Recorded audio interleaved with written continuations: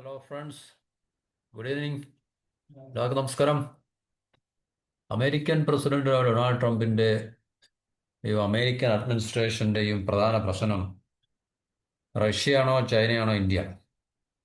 അതായത് ഇന്ത്യ റഷ്യയിൽ നിന്നും കൂടുതൽ വ്യാപാരം നടത്തുകയും എണ്ണ വ്യാപാരം നടത്തുകയും അതുപോലെ തന്നെ ആയുധ വ്യാപാരം നടത്തുകയും ഒക്കെ ചെയ്യുന്നത് കൊണ്ടാണ് ഇന്ത്യക്കെതിരെ ഇപ്പോൾ ട്രംപ് വളരെ ഒരു കർശനമായിട്ടുള്ള നയങ്ങളും നിലപാടുകളും സ്വീകരിക്കുന്നത് എന്നാണ് ട്രംപ് പറയുന്നത്. അല്ലെ, പൊതുവെ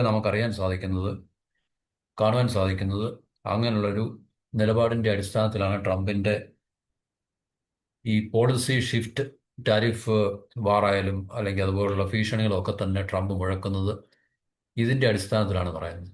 അപ്പോൾ ഈ യുക്രൈനും റഷ്യ യുദ്ധം, നമുക്കറിയാം, യുക്രൈൻ്റെ സപ്പോർട്ടേഴ്സ് അമേരിക്കയുടെ നേതൃത്വത്തിലുള്ള വെസ്റ്റേൺ കൺട്രീസും അത് ജപ്പാനും ഒക്കെ വരും. വെസ്റ്റേൺ കൺട്രീസ് മാത്രമല്ല, അമേരിക്കൻ ക്യാമ്പിലുള്ള ജപ്പാൻ അതുപോലുള്ള രാജ്യങ്ങളൊക്കെ തന്നെ യുക്രൈനെ വലുതും ചെറുതുമായിട്ടുള്ള സഹായങ്ങൾ കൊടുത്ത് സപ്പോർട്ട് ചെയ്യുന്നുണ്ട്. പിന്നെ റഷ്യയെ ശരിക്കും പറഞ്ഞു കഴിഞ്ഞാൽ ഡയറക്റ്റായിട്ട് ഇന്ത്യ ഡയറക്റ്റായിട്ട് സപ്പോർട്ട് ചെയ്യുന്നുണ്ടെന്ന് ചോദിച്ചു കഴിഞ്ഞാൽ ഒളിഞ്ഞും തെളിഞ്ഞുമൊക്കെ ഇന്ത്യ, ചൈന, ഇറാൻ ഇതുപോലുള്ള രാജ്യങ്ങൾ റഷ്യയും സപ്പോർട്ട് ചെയ്യുന്നുണ്ട്.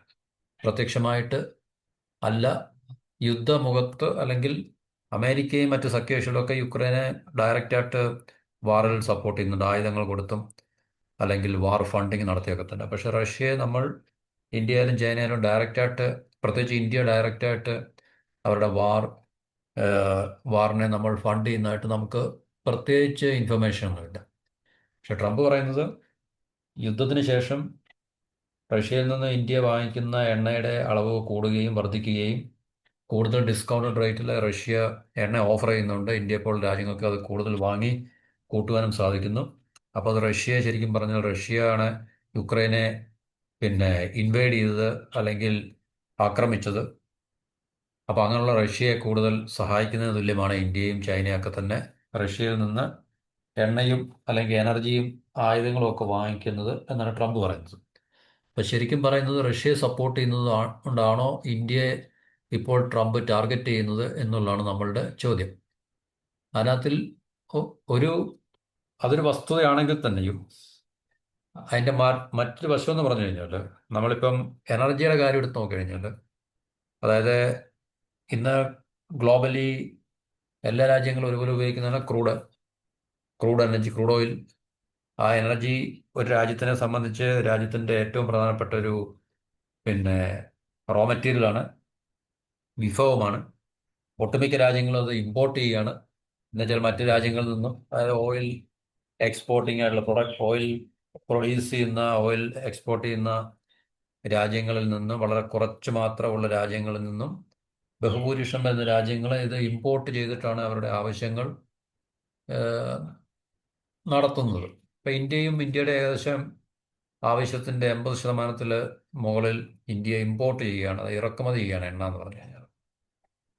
നേരത്തെയൊക്കെ നമ്മൾ മിഡിൽ ഈസ്റ്റ് പോലുള്ള രാജ്യങ്ങളെ മാത്രം ആശ്രയിച്ച് കഴിഞ്ഞിരുന്നൊരു കാലത്തിൽ നിന്നും വ്യത്യസ്തമായിട്ട് ഇപ്പോൾ നമ്മൾ ഏകദേശം 40-നടുത്ത് അല്ലെങ്കിൽ 40-ൽ പരം രാജ്യങ്ങളെ നമ്മൾ ചെറുതും വലിയ തോതിൽ നമ്മൾ ആശ്രയിക്കുന്നുണ്ട് എണ്ണയുടെ ഇറക്കുമതിക്ക് വേണ്ടി.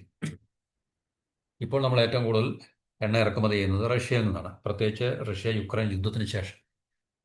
അപ്പോൾ ഈ പറഞ്ഞൊരു പ്രശ്നം അമേരിക്കയുടെ പ്രസിഡന്റായിട്ടുള്ള ട്രംപിനെ എത്രത്തോളം ഇറിറ്റേറ്റ് ചെയ്യുന്നുണ്ട് അല്ലെങ്കിൽ അലോസരപ്പെടുത്തുന്നുണ്ട് എന്നുള്ളത് അവരുടെ ഇന്ത്യക്കെതിരെയുള്ള നിലപാടിൽ നിന്നും അല്ലെങ്കിൽ പറഞ്ഞ ഒരു നയപരമായിട്ടുള്ള മാറ്റങ്ങളിൽ നിന്നൊക്കെ നമുക്ക് മനസ്സിലാക്കാൻ സാധിക്കുന്നു. അപ്പോൾ ഇന്ത്യയെ ശരിക്കും പറഞ്ഞു കഴിഞ്ഞാൽ ചലഞ്ച് ചെയ്യുന്നതിന് തുല്യമാണ് ഇപ്പോൾ പാകിസ്ഥാനുമായിട്ട് ട്രംപും അല്ലെങ്കിൽ അമേരിക്കയും ഒരു നേരത്തേതിൻ്റെ വ്യത്യസ്തമായിട്ടുള്ള ഒരു റിന്യൂഡ് ആയിട്ടുള്ള റിലേഷനും പാകിസ്ഥാനെ കൂടുതൽ സപ്പോർട്ട് ചെയ്യുന്ന രീതിയിലൊക്കെ ട്രംപ് മുന്നോട്ട് വരുന്നത് ഇന്ത്യയെ ഇറിറ്റേറ്റ് ചെയ്യാനും ചലഞ്ച് ചെയ്യാനും ഇന്ത്യയുടെ ടഫായിട്ട് നെഗോഷിയേറ്റ് ചെയ്യാനും ബാർഗൈൻ ചെയ്യാനും ഒക്കെയാണെന്നുള്ള കാര്യം നമുക്ക് മനസ്സിലാക്കാൻ സാധിക്കും. അപ്പോൾ റഷ്യയിൽ നിന്ന് പെട്രോളിയം മേടിക്കുന്നതിൻ്റെ അല്ലെങ്കിൽ ക്രൂഡ് ഓയിൽ മേടിക്കുന്നതിൻ്റെ പേരിലാണ് അമേരിക്കൻ്റെ പ്രസിഡന്റ് ഡൊണാൾഡ് ട്രംപ് ഇന്ത്യക്കും ചൈനയ്ക്കുമെതിരെ വളരെ കർശനമായിട്ടുള്ള നിലപാടുകൾ എടുക്കുന്നത്. അപ്പം ഈ അടുത്ത സമയത്ത് 25% ടാരിഫ് അല്ലെങ്കിൽ നികുതി നമുക്ക് ചുമത്തിയപ്പോൾ അത് തൽക്കാലത്തേക്ക് വീണ്ടും മരവിപ്പിച്ചെന്ന് തോന്നുന്നു. കാരണം ഓഗസ്റ്റിൽ വീണ്ടും ഇന്ത്യ അമേരിക്കയും തമ്മിലുള്ള വ്യാപാര കരാർ ചർച്ചകൾ പുനരാരംഭിക്കുകയാണ്. അപ്പോൾ അതുവരേക്കും ആ 25% ടാരിഫ് ഫ്രീസ് ചെയ്തിട്ടുണ്ട്. എന്നാൽ തന്നെ അത് അനൗൺസ് ചെയ്തായിരുന്നു 25% ടാരിഫ്. അതോടൊപ്പം തന്നെ റഷ്യയുമായിട്ട് കച്ചവടം നടത്തുകയാണെങ്കിൽ അഡീഷണൽ ആയിട്ടുള്ള പിന്നെ പിഴ അടയ്ക്കാൻ ട്രംപ് അല്ലെങ്കിൽ ട്രംപിൻ്റെ അഡ്മിനിസ്ട്രേഷനും തയ്യാറാകുമെന്നുള്ളൊരു ഭീഷണിയും കൂടെ ട്രംപ് മുഴക്കി. അപ്പം ട്രംപിൻ്റെ അമേരിക്കയുടെയും വാദഗതി എന്ന് പറഞ്ഞു കഴിഞ്ഞാൽ യുക്രൈനെ ആക്രമിച്ച് യുക്രൈനെതിരെ യുദ്ധം ചെയ്യുന്ന റഷ്യയെ ശക്തിപ്പെടുത്താൻ മാത്രമേ ഇത് സഹായകരമാകൂ. ഇന്ത്യയുടെയും ചൈനയുടെയൊക്കെ ഈ നിലപാടുകൾ എന്നാണ് ട്രംപ് പറയുന്നത്. അപ്പോൾ യുദ്ധം അവസാനിപ്പിക്കുന്നതിൻ്റെ ഭാഗമായിട്ട് ട്രംപ് വന്നപ്പോൾ തന്നെ സെലൻസ്കിയെ വിളിച്ചിട്ട് അവിടെ നിന്ന് നാണം കെടുത്തി അവിടുന്ന് അടിച്ച് പുറത്താക്കിയൊരു ടീമാണ് ട്രംപ്. എന്നിട്ട് ആ ട്രംപാണ് ഇപ്പോൾ അവിടുത്തെ മനുഷ്യക്കുരുതിയെക്കുറിച്ചും മനുഷ്യാവകാശ ലംഘനത്തെക്കുറിച്ചും ഒക്കെ വാദോരാതെ സംസാരിക്കുന്നത്. അപ്പോൾ ഇതിൻ്റെ പിന്നിൽ യുക്രൈനോടുള്ള സ്നേഹമൊന്നുമില്ല.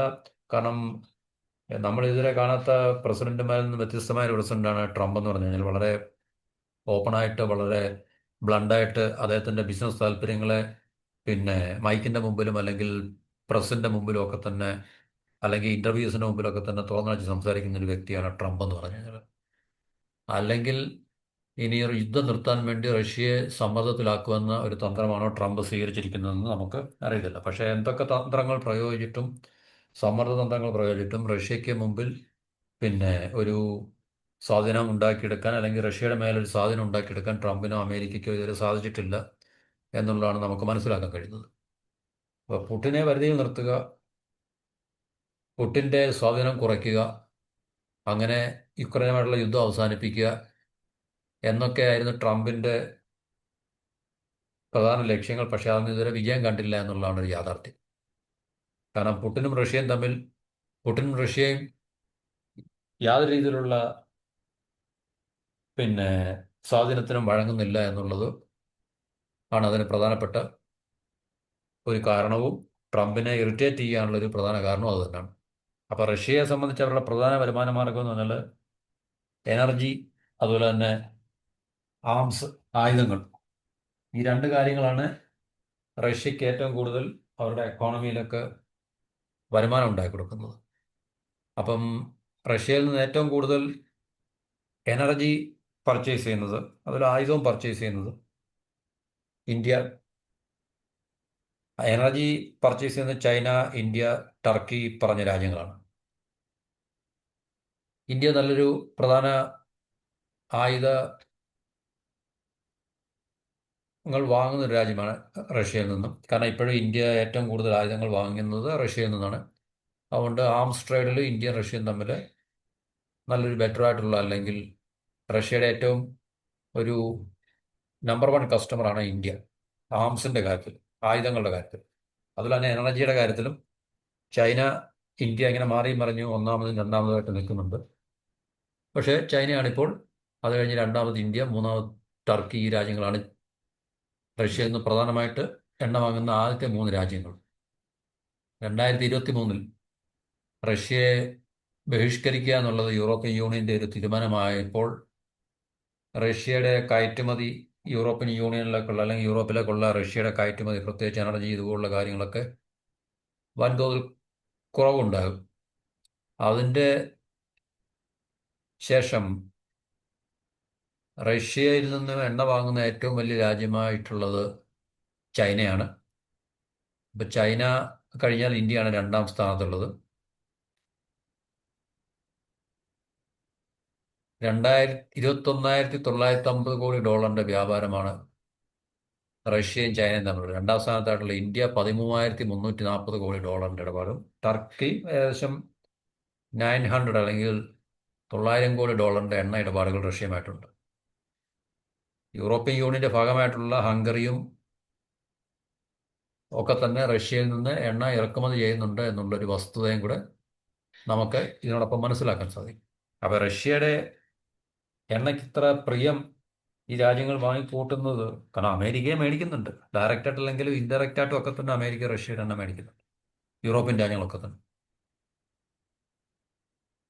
അപ്പോൾ റഷ്യയുടെ ക്രൂഡ് ഓയിലിൻ്റെ പ്രത്യേകത എന്ന് പറഞ്ഞാൽ, പ്രത്യേകിച്ച് യുദ്ധം തുടങ്ങിയതിന് ശേഷം റഷ്യ വളരെ വില കുറച്ചാണ്, ഡിസ്കൗണ്ട് റേറ്റിലാണ് ആഗോള വ്യാപാരം നടത്തുന്നത്. അപ്പോൾ അതാണ് റഷ്യൻ എണ്ണ ഏറ്റവും കൂടുതൽ ആകർഷകമാക്കുന്നത്. അപ്പോൾ ഇന്ത്യയെ സംബന്ധിച്ച് അല്ലെങ്കിൽ ചൈനയെ സംബന്ധിച്ച് ഏറ്റവും വില കുറച്ച് ഈ പറഞ്ഞ പ്രധാനപ്പെട്ട എനർജി റിസോഴ്സ് ലഭിക്കുക എന്നുള്ളത് ഈ രാജ്യങ്ങളുടെ സമ്പദ് വ്യവസ്ഥയുടെ ഇൻഡസ്ട്രിയലൈസേഷൻ അല്ലെങ്കിൽ വ്യവസായവൽക്കരണത്തിന്, അതുപോലെ തന്നെ വർദ്ധിച്ചു വരുന്ന പോപ്പുലേഷൻ്റെ പിന്നെ എന്താണ് പറയുന്നത്, ജനങ്ങളുടെ വർദ്ധിച്ചു വരുന്ന ആവശ്യങ്ങളെയൊക്കെ മീറ്റ് ചെയ്യാൻ ഈ രണ്ട് രാജ്യങ്ങൾ, കാരണം ഏറ്റവും പോപ്പുലസ് ആയിട്ടുള്ള രണ്ട് രാജ്യങ്ങളാണല്ലോ ഇന്ത്യയും ചൈന എന്ന് പറഞ്ഞാൽ. അപ്പം ജനങ്ങളുടെ ഉപഭോഗം വർദ്ധിച്ചു വരികയാണ്. ആ വർദ്ധിച്ചു വരുന്ന ഉപഭോഗത്തിന് വേണ്ടി തീർച്ചയായിട്ടും അതുപോലെ തന്നെ സമ്പദ് വ്യവസ്ഥയുടെ വളർച്ചയ്ക്കും അല്ലെങ്കിൽ സമ്പദ് വ്യവസ്ഥയുടെ മുന്നോട്ടുള്ള ശക്തമായിട്ടുള്ള നിലനിൽപ്പിനും ഒക്കെ തന്നെ എനർജി വളരെ അത്യാവശ്യമാണ്. എനർജി ഇല്ലെങ്കിൽ തീർച്ചയായിട്ടും സാമ്പത്തിക വളർച്ച ഒരു രാജ്യത്തിനും ഉണ്ടാക്കാൻ സാധിക്കത്തില്ല. കാരണം ഇൻഡസ്ട്രിയലൈസേഷൻ്റെ ഏറ്റവും പ്രധാനപ്പെട്ട ഒരു ഫണ്ടമെൻ്റൽ അടിസ്ഥാനപരമായിട്ടുള്ള റിസോഴ്സ് അല്ലെങ്കിൽ വിഭവമാണ് റോ മെറ്റീരിയൽ നമുക്ക് വേണമെങ്കിൽ പറയാം എനർജി, ക്രൂഡ് എന്ന് പറയുന്നത്. അപ്പോൾ തീർച്ചയായിട്ടും ഏറ്റവും ചീപ്പായിട്ടൊരു രാജ്യത്തിന് എവിടുന്ന് ഓയിൽ കിട്ടുമോ അല്ലെങ്കിൽ ക്രൂഡ് ഓയിൽ കിട്ടുമോ അവിടുന്ന് അത് പ്രൊക്യൂർ ചെയ്യുക എന്നുള്ളത് എല്ലാ രാജ്യത്തിൻ്റെയും ലക്ഷ്യം തന്നെയാണ്. അപ്പോൾ അമേരിക്ക പോലുള്ള രാജ്യങ്ങളും ഒക്കെ തന്നെ അവർ ലോകം മൊത്തവും നടന്ന് ഈ പറഞ്ഞ യുദ്ധങ്ങൾ ചെയ്യുന്നതും അല്ലെങ്കിൽ തമ്മിൽ തല്ലിക്കുന്നതും ഒക്കെ തന്നെ അവർക്ക് ചീപ്പായിട്ടുള്ള എനർജി തടസ്സമില്ലാതെ കിട്ടുവാൻ വേണ്ടി ആണെന്നുള്ളതാണ് ജിയോ പൊളിറ്റിക്സിൻ്റെ ഒരു പ്രധാനപ്പെട്ട ഒരു ഡയമെൻഷൻ അല്ലെങ്കിൽ ഭാഗം എന്ന് പറയുന്നത്. അപ്പോൾ എണ്ണ കമ്പനികളെ സംബന്ധിച്ച് കൂടുതൽ ലാഭം കിട്ടുന്നത് ഒരു യാഥാർത്ഥ്യമാണ്. അപ്പോൾ അതുകൊണ്ട് വിവിധ രാജ്യങ്ങളിൽ നിന്നുള്ള എണ്ണ കമ്പനികൾ റഷ്യൻ എണ്ണ വാങ്ങുവാൻ താല്പര്യം കാണിക്കുന്നു. കാരണം അവർക്ക് ഡൊമസ്റ്റിക് മാർക്കറ്റിൽ കൊണ്ടുപോയി വിറ്റഴിക്കുമ്പോൾ അവർക്ക് കൂടുതൽ ലാഭമുണ്ടാക്കാൻ സാധിക്കുമെന്നുള്ള ഒരു യാഥാർത്ഥ്യം കൂടെ അവിടെ നിലനിൽക്കുന്നതുകൊണ്ട്. അപ്പോൾ യൂറോപ്യൻ യൂണിയൻ്റെ ഉപരോധം, ബഹിഷ്കരണമൊക്കെ അവിടെ നിലനിൽക്കുമ്പോൾ തന്നെയും റഷ്യയുടെ പെട്രോളിയം സെക്ടറിൻ്റെ റവന്യൂ അടിക്കടി കൂടിക്കൊണ്ടിരിക്കുകയാണ്. ജൂൺ മാസത്തിൽ $1260 കോടി റഷ്യയിൽ നിന്നുള്ള റഷ്യയുടെ എനർജി സെക്ടറിൻ്റെ വരുമാനം. അല്ലെങ്കിൽ റഷ്യക്ക് ഈ എണ്ണയിൽ നിന്ന് അവർ ഉണ്ടാക്കിയെടുത്ത $1260 കോടി റവന്യൂ ആണ് അവർ ഉണ്ടാക്കിയെടുത്തത്. G7 രാഷ്ട്രങ്ങൾ ഒരുമിച്ച് നിന്ന് ഒറ്റക്കെട്ടായിട്ട് നിന്ന് പഠിച്ച പണി 18 നോക്കിയിട്ടും റഷ്യയുടെ പെട്രോളിയം ബിസിനസ്സിനെയും അല്ലെങ്കിൽ റഷ്യയുടെ ക്രൂഡ് സെക്ടറിനെ, എനർജി സെക്ടറിനെ ഒന്നും, എനർജി എക്കോണമിയൊന്നും തകർക്കുവാൻ അവർക്കിതിൽ സാധിച്ചിട്ടില്ല, കഴിഞ്ഞിട്ടില്ല എന്നുള്ളതാണ് മറ്റൊരു യാഥാർത്ഥ്യം. അവർ പലതരത്തിലുള്ള തന്ത്രങ്ങൾ പ്രയോഗിച്ച് നോക്കി. വിലയിൽ നിയന്ത്രണം, ക്യാപ്പ്, ഓയിൽ പ്രൈസിൻ്റെ ക്യാപ്പ് ഫിക്സ് ചെയ്തു ഗ്ലോബലി, അതായത് ഒപ്പക്കിനെ ഒക്കെ സ്വാധീനിച്ചിട്ട്. എന്നുവെച്ചാൽ ഇത്ര ഡോളർ കൂടുതൽ ഒരു ബാരൽ ക്രൂഡിന് വില ഈടാക്കാൻ പറ്റത്തില്ല. അപ്പോൾ അങ്ങനെ വരുമ്പോൾ ഓയിൽ പ്രൈസ് ക്യാപ്പ് വരുമ്പോൾ റഷ്യക്കത് കൂടുതൽ എക്സ്പോർട്ട് ചെയ്യുന്നത് കൊണ്ട് അവർക്കതിൽ കൂടുതൽ വിൽക്കാൻ സാധിക്കത്തില്ല. അപ്പോൾ അവർക്ക് റവന്യൂ ഒക്കെ ഗണ്യമായി കുറയും. അതുപോലെ തന്നെ ഇൻഷുറൻസ് കമ്പനികൾ, കാരണം ലോകത്തിലുള്ള പ്രധാനപ്പെട്ട ഇൻഷുറൻസ് കമ്പനികളൊക്കെ തന്നെ ഈ പറഞ്ഞ പാശ്ചാത്യ രാജ്യങ്ങളിലുള്ള കമ്പനികളൊക്കെ തന്നെയാണ്.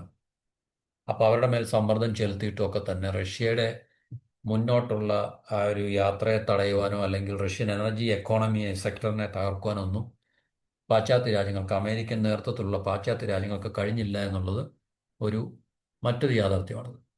അപ്പോൾ ഇതെല്ലാം റഷ്യ അതിജീവിക്കുകയാണ്. അതിജീവിച്ചുകൊണ്ടാണ് ഈ റഷ്യക്ക് ഇപ്പോൾ യുദ്ധത്തെ നേരിടാൻ സാധിക്കുന്നത്. ശരിക്കും പറഞ്ഞാൽ റഷ്യയല്ല യുദ്ധം ഉണ്ടാകാൻ കാരണം, അമേരിക്കയുടെ നേതൃത്വത്തിലുള്ള പാശ്ചാത്യ രാജ്യങ്ങൾ യുക്രൈനെ പ്രൊവോക്ക് ചെയ്ത് അല്ലെങ്കിൽ യുക്രൈനെ പ്രൊവോക്ക് ചെയ്തെന്നല്ല, യുക്രൈനെ ഒരു പ്രോക്സിയായിട്ട് ഉപയോഗിച്ച് റഷ്യയെ പ്രൊവോക്ക് ചെയ്ത് ഒരു വാറിലേക്ക് കൊണ്ടെത്തിക്കായിരുന്നു എന്നുള്ളതാണ്. അപ്പോൾ വാർ തുടങ്ങിക്കഴിഞ്ഞാൽ രാജ്യത്തിന് തീർച്ചയായിട്ടും വാർ മുന്നോട്ട് കൊണ്ടുപോകാൻ, വാറിന് റിസോഴ്സ് വേണം, അതിനെ ഫണ്ട് ചെയ്യാൻ ഇല്ലേ പണം വേണം രാജ്യത്തിന്, ഏത് രാജ്യത്തിനായാലും.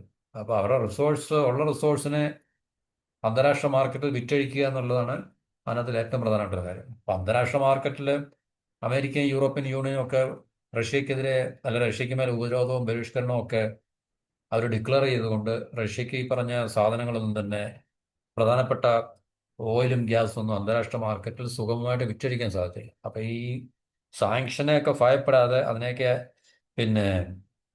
മറ്റൊരു രീതിയിൽ കൂടെ അതിനെ മാനേജ് ചെയ്ത് ഇന്ത്യയും ചൈനയും ഇറാനും ഒക്കെയുള്ള രാജ്യങ്ങൾ റഷ്യയെ സഹായിക്കുകയും ഈ പറഞ്ഞ ഉൽപ്പന്നങ്ങളൊക്കെ അവിടെ നിന്ന് വാങ്ങിക്കുകയും ചെയ്യുന്ന ഒരു കാഴ്ചയാണ് നമുക്കിപ്പോൾ ജിയോ പൊളിറ്റിക്സ് നമുക്ക് കാണാൻ സാധിക്കുന്നത്. അപ്പോൾ ഏകദേശം ഉപരോധം നിലവിലില്ലാത്ത രാജ്യങ്ങളിലെ കമ്പനികൾ വഴിയാണ് റഷ്യയുടെ എണ്ണ വ്യാപാരം മുന്നോട്ട് പോകുന്നത്. ഈ വർഷം റഷ്യയിൽ നിന്ന് 15,300 കോടി ഡോളറിന്റെ എണ്ണ കയറ്റുമതിക്ക് കരാറുകളുണ്ട്. അതായത് 2025 15,300 കോടി ഡോളറുണ്ട്. അപ്പോൾ റഷ്യൻ സമ്പദ് വ്യവസ്ഥയുടെ ഏറ്റവും പിന്നെ എന്താണ് പറയുന്നത്, ഒരു അടിസ്ഥാന ശില എന്ന് പറയുന്നത് എനർജിയാണ്. അത് ക്രൂഡ് ഓയിൽ, പെട്രോളിയം, അതുപോലെ തന്നെ ഗ്യാസ്. ലോകത്തിലെ ഏറ്റവും വലിയൊരു ഗ്യാസ് എക്സ്പോർട്ടർ ആണല്ലോ, അല്ലെങ്കിൽ ഉൽപ്പാദിപ്പിക്കുക, എക്സ്പോർട്ട് ചെയ്യുന്ന രാജ്യമാണല്ലോ റഷ്യ. ഖത്തർ, റഷ്യ, ഈ പറഞ്ഞ രാജ്യങ്ങളൊക്കെ തന്നെയാണ്. ഇറാനിലും ഒക്കെ വൻതോതിലുള്ള ഗ്യാസിന്റെ റിസർവ് ഒക്കെ തന്നെ.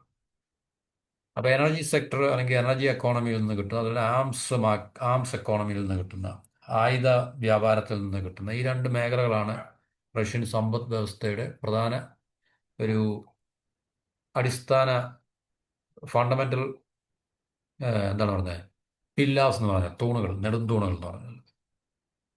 അപ്പോൾ ഇതാണ് റഷ്യക്ക് വരുമാനം നൽകിക്കൊണ്ടിരിക്കുന്ന രണ്ട് കാര്യങ്ങളാണ്.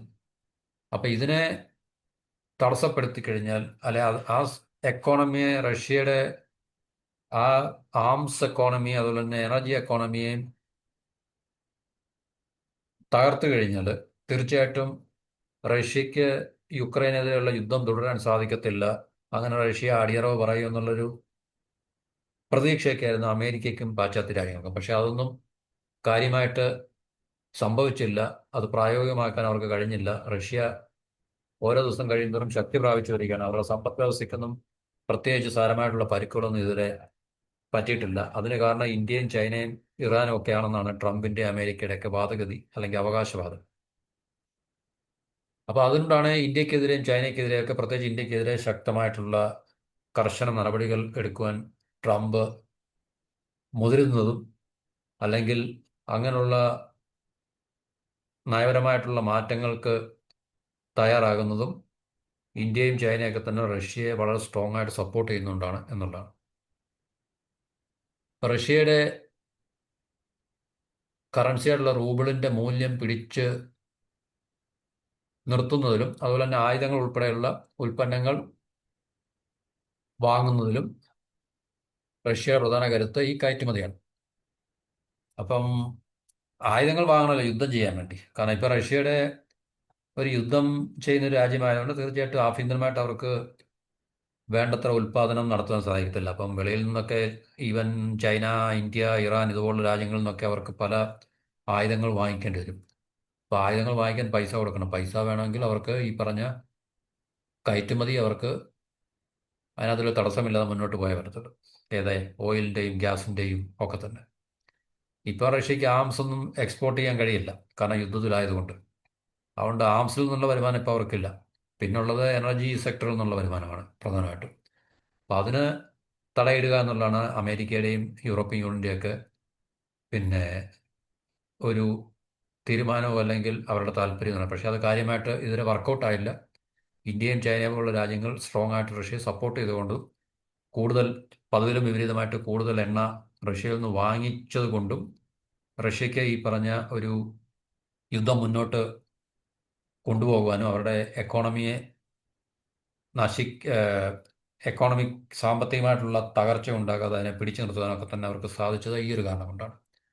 അപ്പോൾ ആ ഒരു അവസ്ഥയെ തകർക്കുക, അങ്ങനെ പുട്ടിനെ മുട്ടുകുത്തിക്കുക, പുട്ടിനെ സമ്മർദ്ദത്തിലാക്കുക എന്നൊക്കെയുള്ളൊരു പുതിയ തന്ത്രവുമായിട്ടാണ് ഇന്ത്യക്കെതിരെ കൂടുതൽ ശക്തമായിട്ടുള്ള പിന്നെ എന്താണ് പറയുന്നത് നിലപാടുകളുമായിട്ട് ട്രംപ് മുന്നോട്ട് വന്നിരിക്കുന്നത്. അതിലുപരി നമുക്കിതിനകത്ത് മനസ്സിലാക്കാൻ കഴിയുന്ന കാര്യം, ഇപ്പോൾ റഷ്യ ഇന്ത്യയും തമ്മിലുള്ള ബന്ധങ്ങൾ ഓക്കെ, ഇന്ത്യ റഷ്യയിൽ നിന്ന് എണ്ണ കൂടുതൽ വാങ്ങിക്കുന്നുണ്ട്, അതും ഓക്കെ. ഇന്ത്യയുടെ ഏറ്റവും പ്രധാനപ്പെട്ട ഒരു ആം സപ്ലയറാണ് റഷ്യ, അതും ഓക്കെ. അതിലുപരി അമേരിക്കയും അല്ലെങ്കിൽ ട്രംപിനെ പോലുള്ള ഭരണാധികാരികളെ ആശങ്കപ്പെടുത്തുന്നു പറഞ്ഞല്ലോ. ഇപ്പം ഞാൻ നേരത്തെ നമ്മൾ പറഞ്ഞൊരു സമ്പദ് വ്യവസ്ഥയുടെ ഏറ്റവും അടിസ്ഥാന റിസോഴ്സാണ്, റോ മെറ്റീരിയലാണ് എനർജി എന്ന് പറഞ്ഞാൽ. അപ്പോൾ ഇന്ത്യ പോലുള്ള രാജ്യത്തിന് എനർജി വൻതോതിൽ ലഭിച്ചുകൊണ്ടിരിക്കുകയാണെങ്കിൽ നമ്മുടെ ഇൻഡസ്ട്രിയലൈസേഷനെ, വ്യാവസായവൽക്കരണത്തിനെ അത് ത്വരിതപ്പെടുത്തും, സ്പീഡപ്പ് ചെയ്യും. അപ്പം അങ്ങനെ ഒരു ആശങ്ക കൂടി ഈ പറഞ്ഞ രാജ്യങ്ങൾക്കും അവിടുത്തെ ഭരണാധികാരികൾക്കും ഉണ്ട്. അപ്പോൾ ഇന്ത്യയുടെ വളർച്ചയെ അത് വഴി തടയുക എന്നുള്ളതും കൂടെ ആണ് ഇതിൻ്റെ കൂടെ നമുക്ക് കൂട്ടിച്ചേർത്ത് വായിക്കാൻ നമുക്ക് സാധിക്കുന്നത്. അല്ല ഇന്ത്യ റഷ്യയുമായിട്ട് കച്ചവടം നടത്തുന്നത് മാത്രമല്ല, ഇപ്പോൾ ഇന്ത്യ റഷ്യയിൽ നിന്ന് ആയുധങ്ങൾ മാത്രമേ വാങ്ങിക്കുന്നുള്ളൂ, ഇത്രയും പ്രശ്നം ഉണ്ടാകത്തില്ല. പക്ഷേ ഇന്ത്യ റഷ്യയിൽ നിന്ന് വൻതോതിൽ ഓയിൽ നമ്മൾ ഇമ്പോർട്ട് ചെയ്യുന്നുണ്ട്. ഈ ഓയിൽ ഇമ്പോർട്ട് ചെയ്യുക എന്ന് പറയുമ്പോൾ അത് തീർച്ചയായിട്ടും ഇന്ത്യയെ പോലുള്ളൊരു വ്യവസ്ഥയുടെ സമ്പദ് വ്യവസ്ഥയിലെ ഇൻഡസ്ട്രിയലൈസേഷൻ കൂടുതൽ ത്വരിതമാക്കുവാനും സ്പീഡപ്പ് ചെയ്യാനും ഒക്കെ തന്നെ നമുക്കത് സാധിക്കും. ഇപ്പം തന്നെ ഇന്ത്യ നിലവിലുള്ള 3 സ്ട്രാറ്റജിക് ഓയിൽ റിസർവിന് പുറമെ 2 സ്ട്രാറ്റജിക് ഓയിൽ റിസർവ് കൂടെ കൂടുതലായിട്ട് നമ്മൾ പണികഴിപ്പിക്കാനുള്ള തീരുമാനങ്ങളൊക്കെ ക്യാബിനറ്റ് എടുത്തു കഴിഞ്ഞു. അപ്പോൾ കൂടുതൽ എണ്ണയുടെ റിസർവ് നമ്മുടെ രാജ്യത്ത് നമുക്ക് ഉണ്ടാക്കുവാൻ സാധിക്കും. അങ്ങനെ ഇപ്പോൾ നിലവിലുള്ള ഏകദേശം 70 മുതൽ 90 ദിവസം വരെയുള്ള റിസർവിനെ നമുക്ക് ഒരു 10, 120, 130 ദിവസത്തേക്കുള്ള റിസർവായിട്ട് നമുക്ക് ഉയർത്താൻ നമുക്ക് സാധിക്കും. അതുവഴി നമ്മുടെ രാജ്യത്തിൻ്റെ സെക്യൂരിറ്റിയെ നമുക്ക് കൂടുതൽ ഉറപ്പുവരുത്താൻ സാധിക്കുന്ന ഒരു അവസ്ഥയിലേക്ക് നമ്മൾ നീങ്ങുന്നതും ഈ പറഞ്ഞ രാജ്യങ്ങളെ കൂടുതൽ അലോസരപ്പെടുത്തുന്നുണ്ട്, അല്ലെങ്കിൽ അവരെ ആശങ്കപ്പെടുത്തുന്നുണ്ട്. അത് നമ്മുടെ രാജ്യത്തിൻ്റെ സാമ്പത്തിക വളർച്ചയ്ക്കും നമ്മുടെ രാജ്യത്തിൻ്റെ പൊതുവെയുള്ള ശക്തിക്കുമൊക്കെ ഒരു എന്താണ് പറയുന്നത് വർധനവ് കിട്ടുന്നതാണ് എന്നുള്ളൊരു തിരിച്ചറിവ് അവർക്കുള്ളത് കൊണ്ടാണ് ട്രംപ് ശക്തമായിട്ടുള്ള നിലപാട് ഇപ്പോൾ ഇന്ത്യക്കെതിരെയും എടുക്കുവാൻ തയ്യാറാകുന്നതും അല്ലെങ്കിൽ അതിനുള്ള നീക്കുപോക്കുകൾ നടത്തുന്നത് എന്നുള്ളതാണ് നമുക്കിനകത്ത് നിന്ന് മനസ്സിലാക്കാൻ സാധിക്കുന്നത്. അല്ലാതെ ഇന്ത്യ റഷ്യയുമായിട്ട് ഈ കച്ചവടം നടത്തുന്നത് മാത്രമല്ല, അതിലുപരി അത് ഇന്ത്യയുടെ വളർച്ചയെ കൂടുതൽ സഹായകരമാക്കുന്ന രീതിയിലേക്ക് മാറ്റിയെടുക്കാൻ ട്രാൻസ്ലേറ്റ് ചെയ്യാൻ സാധിക്കും എന്നുള്ളതാണ്. അത് എനർജിയുടെ നമുക്ക് ഡിസ്കൗണ്ട് റേറ്റിൽ എനർജി കൂടുതൽ കിട്ടുവാണെങ്കിൽ, എനർജി എന്ന് പറഞ്ഞാൽ ക്രൂഡ് ഓയിൽ, പെട്രോളിയം ഉൽപ്പന്നങ്ങൾ നമുക്ക് കൂടുതൽ കിട്ടുവാണെങ്കിൽ തീർച്ചയായിട്ടും നമ്മുടെ രാജ്യത്തിൻ്റെ വ്യവസായ പുരോഗതി അത് കൂടുതൽ ആക്സിലറേറ്റ് ചെയ്യുവാൻ അത് സഹായകരമാകും എന്നുള്ളൊരു ഘടകം കൂടി ഇതിനകത്തിലുണ്ട് എന്നുള്ള ഒരു യാഥാർത്ഥ്യം നമ്മൾ മനസ്സിലാക്കുക. അപ്പോൾ അതാണ് നമുക്ക് ഈ ടോപ്പിക്കുമായിട്ട് ബന്ധപ്പെട്ട കാര്യങ്ങൾ. അപ്പോൾ ഇത്രയും പറഞ്ഞുകൊണ്ട് ഈ ടോപ്പിക്ക് ഇവിടെ അവസാനിപ്പിക്കുക. അടുത്തൊരു ടോപ്പിക്കുമായിട്ട് നമുക്ക് അടുത്ത വീഡിയോയിൽ കാണാം. എല്ലാവർക്കും നന്ദി, നമസ്കാരം.